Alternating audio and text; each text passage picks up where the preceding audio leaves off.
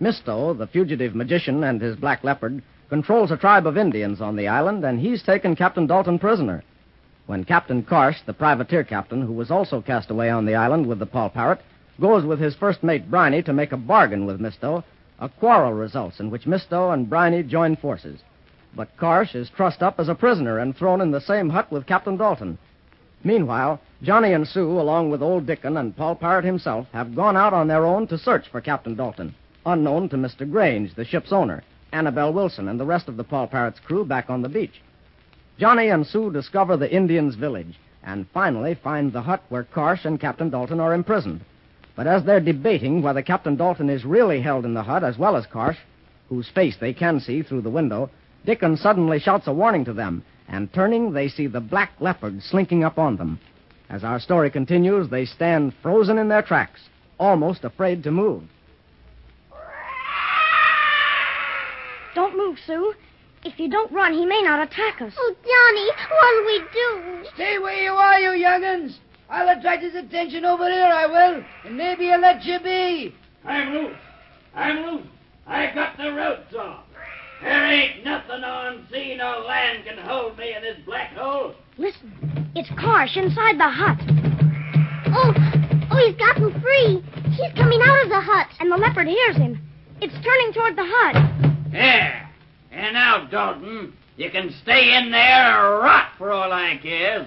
If you'd have talked to me and thrown in with me, I'd have freed you. But now you can see. Avast. What are you two doing here? And... there, that bloomin' black leopard! Stay away from me! Keep away! He's after me! Keep away, blast you! I ain't harming you! Oh, Johnny, the leopard's gonna get Captain Karsh. Oh, it's horrible. We can't do a thing. You know that leopard hates Karsh anyway. Don't run, Mr. Karsh. It'll only make the leopard spring on you. Yeah, you brought him here, you two. You wanted this bloomin' beast to get me. Well, he has to catch me first. Oh, he's turning and running into the jungle. Oh, Johnny, it must have caught him. Gee, that's awful. But, Sue, at least we're safe for a minute. Here comes Dickon. Blow me down, and I seen it all. It looks like the leopard got the bloomin' pirate in the jungle. He got the bloomin' pirate. Now, you two young'uns are blinking lucky it turned out this way, But, Dickon, the black leopard may come back. Let's go in the hut. The way Karsh talked when he came out, Captain Dalton must be tied up in there, too. Batten down the edge. You're right, lad. Save the captain. Save the captain. Look, back there in the shadow. Captain Dalton! It's us, Johnny and Sue. And I'm with him, Captain. Are you all right? Johnny and Sue and Dickon. Blow me down. How did you get here? We've been hanging around the Indians' camp trying to find where you were held captive. And finally, we heard Karsh yelling, and we got here just as he broke loose. Aye, the privateer swab's been begging me to talk to him. But I'll have no trade with the likes of him. I wouldn't answer, and it fair drove him crazy. Well, sir, we'll hear no more from him, we won't. Johnny, let me help you untie those ropes from around Captain Dalton. Oh, bless you, Sue. And you, Johnny. It seems whenever I'm in deepest danger, you come sweeping in on the wind to help me. I don't know what I'd do without the three of you. But, Dickon, what did you mean just now when you said we'll hear no more from Karsh? Well, sir, that bloomin' black leopard that belongs to the white man who leads these savages came up just as the young'uns here were looking in the hut. And when Karsh came out, it trailed him into the jungle. And, well, sir, from the yelling we all heard, there's been an end to Bruno Karsh, and you may lay to that, sir. What, the leopard attacked Karsh? It sounded like it, Captain, just inside the jungle. Avast. I don't care if the man's my sworn enemy. I can't see a human being die a death like that. My limbs are free. It may not be too late to help. I'm going to look for Karsh. But, Captain, it's good riddance, it is. Dickon, I can't see any man, no matter how much a blackguard he is, suffer such a fate. Follow me. Avast, Captain. You've got too big a heart. You can't keep out of trouble because of it. Dickon, let's look here in the underbrush. Maybe we can find Karsh's trail. Look, Captain Dalton. Huh? The underbrush is all flattened out around here. It looks like a struggle went on here. Batten down the edge. I'm afraid that kind of a struggle could have only one kind of an ending. And here, the bushes are crushed down all along, as if something heavy had been dragged into the jungle. Oh, Johnny, that means... I'm afraid, lass, it means it's too late to do anything about it. We might as well head back for our camp on the beach while the Indian village is still deserted as it seems now. I'm still thinking, Captain. It may be all for the best. We ought to be getting back to camp, all right. You know, Sue, we didn't tell Mr. Grange where we were going, and I'll bet he's worried about us. That's right, Johnny. Ezra probably has some of the men searching for us now. We'd better hurry and let him know that Captain Dalton is safe. It's just one problem after another. It wasn't bad enough to have Karsh and his band of cutthroats on this same island with us. Then we find hostile Indians all around us. Captain Dalton disappears, obviously captured by these Indians. And now there's no trace of Sue or Johnny. I'm worried. I can't help feeling that the children are all right, Mr. Grange. You said before that old Dickon was gone, too. He's most likely with them in the woods. I'd say jungle rather than woods, Miss Wilson. And surrounded by enemies as we are, it's hardly a safe place to go.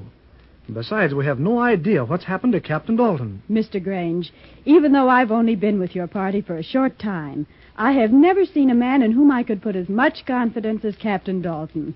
Somehow I feel that wherever he is, he'll be safe. I'm inclined to share your confidence, Miss Wilson.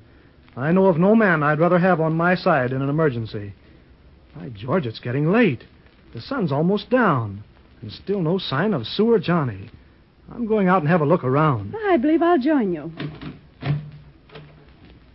But, Mr. Grange, the camp looks empty.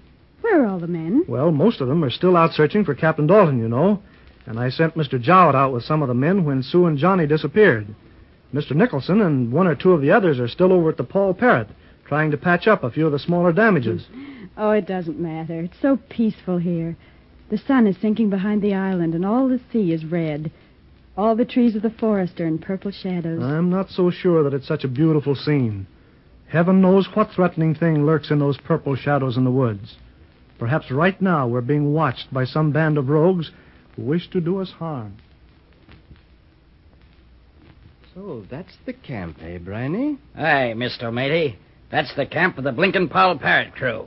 It certainly looks as though we'd picked a good time. There's not a man stirring. Blimey, scotch me riggin' if I don't think they're all out hunting for that bloomin' Captain Dalton you've got stowed in your hut back at camp. Perhaps. You think you can find the diamonds in the ship over there on the beach if my Indians take care of everybody at the camp? Blimey, mate, I can find a bloomin' minnow in the Pacific if you tell me which one you want. Give me 10 minutes. Don't worry, my friend. No matter how large a force is here, my Indians can keep them quite busy for considerably more than 10 minutes. I still think, Mr. Old Noggin, it would have been a blinkin' good idea to call some of my men from Karsh's camp to help us on this job. Now, look, Briney, my boy. You admitted that it was wiser to put your not-too-beloved Captain Karsh away.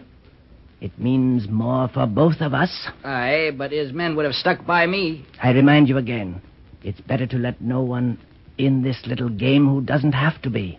My Indians will be quite enough, I assure you. Hold on.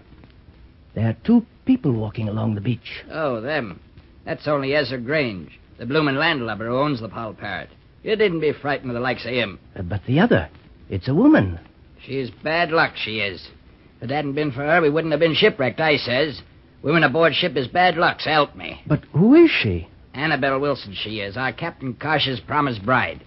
She was sailing with us to South Africa to be married to Karsh, and she come aboard with him on the Parrot just before that storm that wrecked us.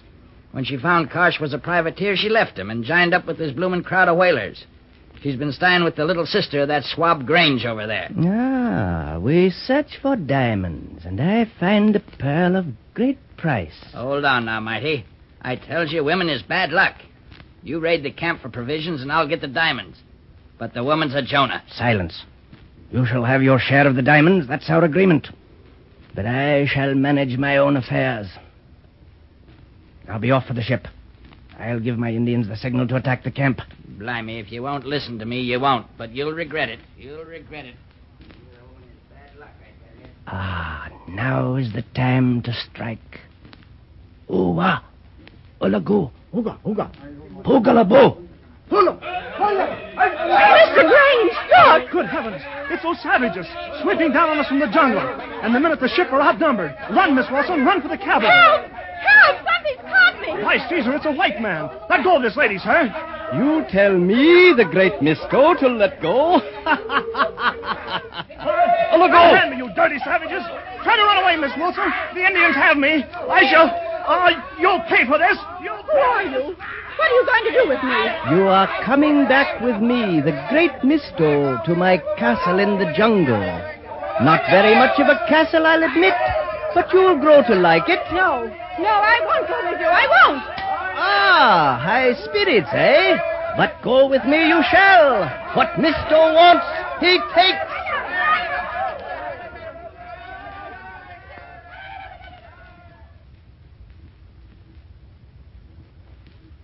If only there had been more of the crew of the Paul Parrot on the beach, this might not have happened. What have the Indians done to Ezra Grange? And what's going to happen to Annabelle? Will Misto the magician really kidnap her? Will Johnny and Sue with Captain Dalton and Dickon return safely? What about Karsh and the Black Leopard?